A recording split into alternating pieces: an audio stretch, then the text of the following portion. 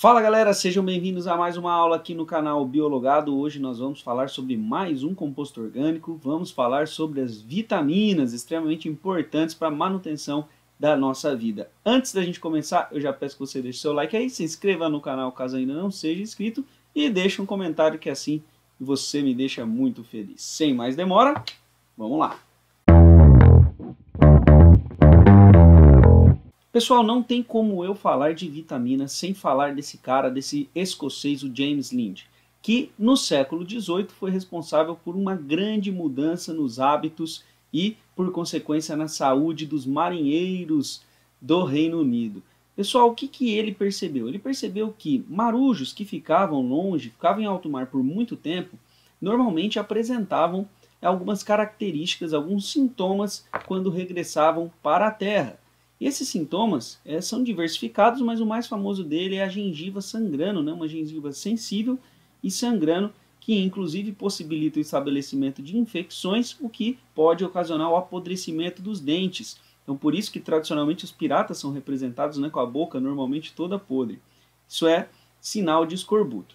O que o James Lind percebeu? Ele falou, bom, o pessoal que tem isso aqui é o pessoal que fica muito tempo em alto mar. Então, o que acontece para que essa doença só acometa quem fique muito tempo em alto mar? Bom, provavelmente isso deve ter alguma coisa a ver com o alimento deles. Quais são os alimentos que são consumidos primeiro, porque apodrecem rápido? Ele pensou, frutas? Então já sei, vou fazer aqui, James Lind pensando, um experimento. Para algumas pessoas que voltarem com esses sintomas, eu vou fornecer frutas. Para outras, eu não vou fornecer frutas. E aí eu vou analisar que grupo que se recupera mais rápido. E ele percebeu que aquele grupo que recebeu frutas cítricas na sua dieta, em pouco tempo, questão de uma semana, aí, já estava recuperado dos sintomas, ao passo que quem não recebia essas frutas não conseguia se recuperar. Então ele associou que deveria existir alguma coisa, alguma substância nessas frutas que são importantes, né, no nosso corpo para a manutenção do equilíbrio. E de fato existia. Essas substâncias receberam um nome muito tempo depois, com muito mais estudo, de um cara chamado Casimir Funk, um polonês. Ele que é o grande responsável pelo nome, né, de vitaminas. Existe aí uma briga histórica, né? Existe um japonês que também publicou uma pesquisa nesse sentido 2 anos antes e queria levar o crédito. Mas o fato é que ficou com o Casimir Funk.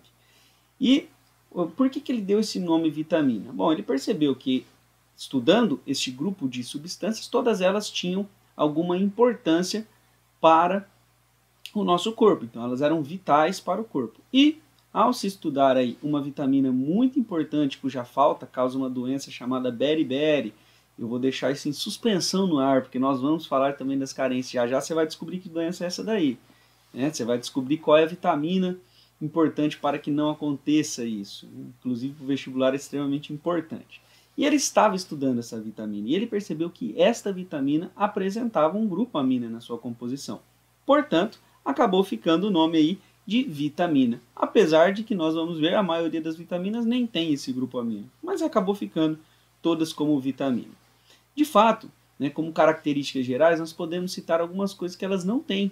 As vitaminas, por exemplo, não possuem uma identidade química própria. Elas não são formadas de monômeros, por exemplo, como são os carboidratos e as proteínas, né? Aqui não. Nós temos vitaminas que apresentam grupos amina, como a B1, nós temos vitaminas que são álcoois, né, como a vitamina A, ainda algumas que são ácidos, como a vitamina C. Justamente a falta dessa vitamina C que causa aquele escorbuto que a gente acabou de ver. Tá? Então elas não têm essa identidade química própria. Elas também não são fontes de energia, diferentemente dos glicídios, lipídios e proteínas, carboidratos, né, gorduras e óleos, e proteínas, carne, ovo principalmente. Eles são de fato quebrados, né, através da ação enzimática e liberam energia. Nesse processo, essa energia a gente consegue converter inclusive em energia química na forma de ATP. Beleza, mas enzima não pode ser, aliás, as vitaminas não podem ser quebradas também, professor? Não, as vitaminas não podem ser quebradas porque elas são unitárias já, né? Então, o que vai acontecer? Qual a importância delas nesse processo de fabricação de energia? Pessoal, elas atuam como coenzimas, ou seja, graças a essas vitaminas, nós vamos possibilitar a ação enzimática. E sem ação enzimática nós não teríamos essa produção de energia. Ou seja, na prática, sem muitas vitaminas nós não teríamos produção de energia, nós morreríamos, obviamente. Posso citar duas particularmente importantes, o FAD e o NAD, né? Você que já estudou respiração, você sabe que eles são fundamentais nesse processo aí. Eu falei que essas vitaminas vão atuar como coenzimas, mas o que seria isso? Isso, pessoal, eu já expliquei na aula de proteínas 2, você pode dar uma olhadinha no meu canal, mas de maneira bem superficial, a ideia básica é essa. Uma proteína, muitas vezes, ela vai ser classificada como uma proteína conjugada. Por quê? Porque para funcionar, ela vai precisar ter um grupo extra. Perceba que este é o substrato dessa enzima, aí, né, dessa proteína. Esse formato de substrato não se liga nela naturalmente. Só vai se ligar depois que ela se tornar ativa, graças a essa coenzima. Essa coenzima pode ser uma vitamina. Tudo bem? Essa é a ideia básica. Sem essa coenzima, essa enzima não funcionaria. Muito bem. Outra característica das vitaminas, pessoal, é que elas agem em quantidades mínimas. Eu não preciso de muitas vitaminas, né, para que o meu corpo funcione bem. Por isso elas são classificadas como micronutrientes. Tá? E outra coisa interessante é que nós, animais, né, nenhum animal consegue produzir essas vitaminas. Você pode falar, professor, a gente não produz vitamina D, não tem que tomar sol para isso? Não, a gente ativa essa vitamina, a gente transforma ela. Né? Mas nós mesmos não produzimos ou não produzimos em quantidade suficiente. Também tem essa possibilidade de classificação. Onde que elas são produzidas, então? Principalmente bactérias, fungos e vegetais. Ah, professor, mas eu vi que carne de boi tem bastante vitamina. Tem mesmo, graças às bactérias que viviam dentro dele, graças aos vegetais que ele comeu, e por aí vai. Tudo bem? Mas nós mesmos não conseguimos produzir quantidade suficiente. Mas, mesmo assim, né, é importante destacar que muitas vitaminas elas vão possuir uma ação extremamente importante, que é a ação antioxidante. Tá? Então, elas conseguem aí capturar radicais livres que poderiam danificar estruturas do nosso corpo. Então, as vitaminas são, de fato, muito, muito importantes. Elas são classificadas em dois grandes grupos, hidrossolúveis e lipossolúveis. O nome já sugere tudo. Hidrossolúvel, solúvel em água. Lipossolúvel, solúvel em lipídios. Então, a hidrossolúvel é polar e a lipo apolar. Bom, por isso, nós podemos aí ter algumas ideias do comportamento e do quanto que eu vou precisar consumir de cada uma dessas vitaminas desses grupos. Pessoal, as hidrossolúveis, isso não está no slide, então você tome nota que é importante, por serem polares e por serem então solúveis em água, elas vão embora com a urina. Assim, é necessário que eu tenha, né, que ingerir essas vitaminas todos os dias. Eu não consigo armazená-las. Já as lipossolúveis, vitaminas que são solúveis então em lipídios, em gorduras e óleos, eu consigo armazenar no nosso tecido adiposo, por exemplo. Então, nós não precisamos consumir essas vitaminas todos os dias, tá? Não só no tecido adiposo, como no fígado também a gente consegue armazenar. Então, a gente consegue armazenar elas em várias partes do nosso corpo. Então, eu não preciso ingerir diariamente. Quais são as vitaminas que fazem parte desses dois grupos? Nós temos, nas hidrossolúveis, as vitaminas do complexo B. Então, nós temos vitamina B1, B2, B3, B5, B6, B7, B9, B12. E as que estão em negrito são as que eu considero mais importantes para o vestibular. Tá? Portanto, a gente vai falar um pouquinho melhor sobre elas já já. E nós temos também a vitamina C, que não faz parte do complexo B, mas também é hidrossolúvel. Com relação às lipossolúveis, a gente tem o famoso ADEC, né, ou KD. Enfim, você pode montar a combinação de letras que você quiser, que também são vitaminas todas importantes, a gente vai precisar falar delas com mais detalhes. Tá? Perceba que então eu tenho A, B, eu tenho C, D, E e K. Né? Percebe que não está na ordem, a gente está faltando algumas coisas dessa letra. Por quê? Porque muitas vitaminas que eram letras, elas foram reclassificadas, né, fazendo parte do complexo B. Então, você perceba que aqui a gente tem vários números de B, cada um deles era uma letra do alfabeto que acabou sendo transformado em B alguma coisa. Tá? Então, vamos lá. Basicamente, o que a gente vai estudar das vitaminas mais importantes são essas três coisas. Onde encontrar, qual é o alimento, né? Importância e o que a avitaminose, ou seja, a falta dessa vitamina, ocasiona para o nosso corpo. Muito bem, começando pela vitamina B1 tiamina. Já começando por aquela que eu já falei nesta aula, mas talvez você não saiba, tá? Uma vitamina que eu encontro aí em carnes, tá? Carnes vermelhas, alguns cereais nós temos também, leite, ovo de galinha. A gente vai ver que o ovo tem praticamente todas as vitaminas em abundância, né? Um ovo é muito rico nesse sentido. Beleza, e qual a importância dessa vitamina para o meu corpo? Bom, ela vai atuar como um cofator enzimático, por exemplo, na respiração celular. Ou seja, sem ela, não tem uma respiração celular adequada, não tem produção de ATP, eu morro. A falta dela causa justamente o quê? Beriberi, aquela doença que eu comentei. Pessoal, essa doença, ela na verdade tem esse nome por conta do dialeto lá do Sri Lanka, né? Os marujos dessa região, eles também apresentavam constantemente esse tipo de doença, então ao se estudar, os médicos falavam assim, então levanta para mim para eu te analisar, né? E eles falavam, beri, né? Não posso, não posso, não consigo, não consigo. É essa a ideia. Tem uma discussão também sobre a origem do termo, mas essa é a mais aceita. Então perceba que essa vitamina vai ser importante para a respiração celular, mas particularmente ela dá problema primeiro, né? A falta dela dá problema no sistema nervoso, fazendo com que essa pessoa perca, né, um controle adequado do seu corpo, tenha tremedeiras, pode até ter paralisia por não conseguir comunicar com os músculos, e isso causa, obviamente, uma atrofia muscular. Então ela é bem severa, tá? Podendo levar, inclusive, à morte a falta dela. Muito bem, outra vitamina extremamente importante no funcionamento adequado do nosso corpo é a vitamina B2, a riboflavina, também conhecida aí como FAD, tá? Na verdade, ela não é bem o FAD, mas ela é importante para a síntese do FAD. Então, algumas pessoas consideram como sinônimo, né? Porque sem vitamina B2 não teríamos o FAD.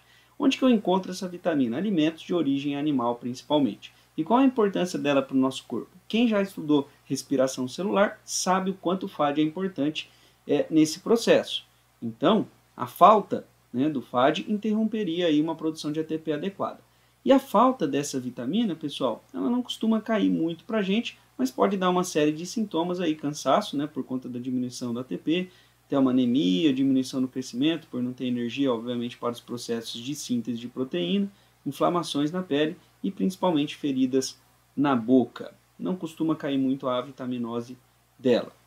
A vitamina B3, também presente ali na respiração celular, a niacina, né, o NAD.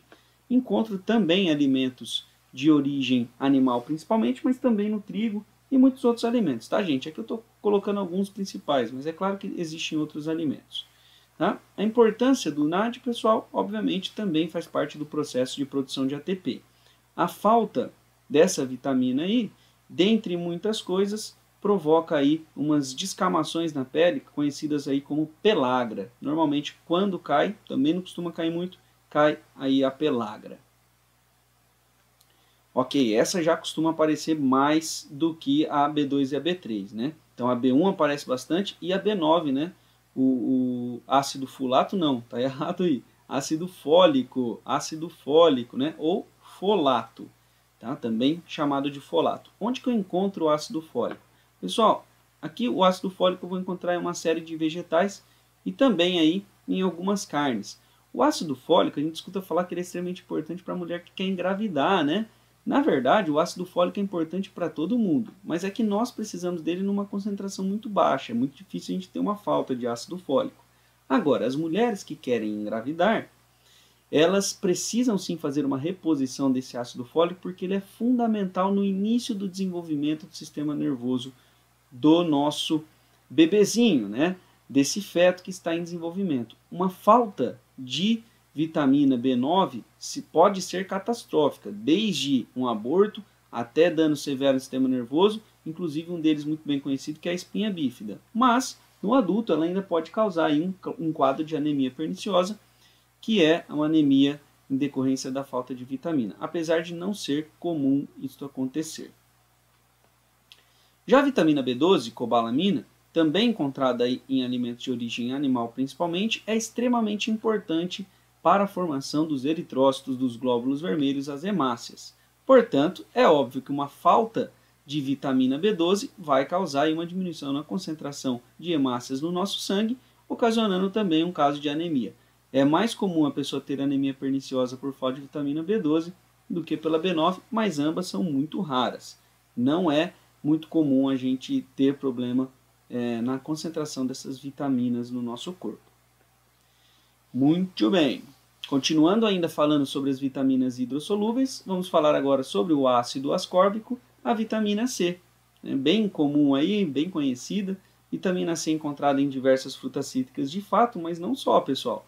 Pode ver que existem muitas outras frutas que vão aí apresentar uma concentração de vitamina C elevada. Então, a gente precisa de relativamente pouca vitamina C. É difícil faltar isso para o nosso corpo. Tá? Tem uma série de importâncias, tá? A vitamina C é extremamente importante, mas aquela que costuma aparecer mais é justamente a questão da importância dela na fabricação do colágeno e, portanto, colágeno presente em tudo que é tecido do nosso corpo, colágeno importante para a manutenção da integridade desses tecidos, então a vitamina C também é. Mas ela também melhora a imunidade, também é antioxidante, enfim, tem uma série de outras funções, assim como todas as vitaminas que eu estou citando.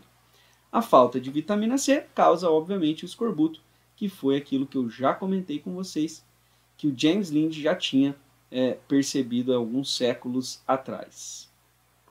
Muito bem. Entrando agora no grupo das vitaminas lipossolúveis, eu vou começar falando da vitamina A. Onde que eu encontro vitamina A, pessoal? Vitamina A eu encontro principalmente aí em alimentos coloridos. Então, vegetais coloridos, cenoura, pimentão, ou vegetais escuros como espinafre, enfim. Mas também encontro ela em outras fontes como o ovo. Né? O ovo sempre aí, né? Cheio de vitamina. Ou o fígado também apresenta bastante vitamina A.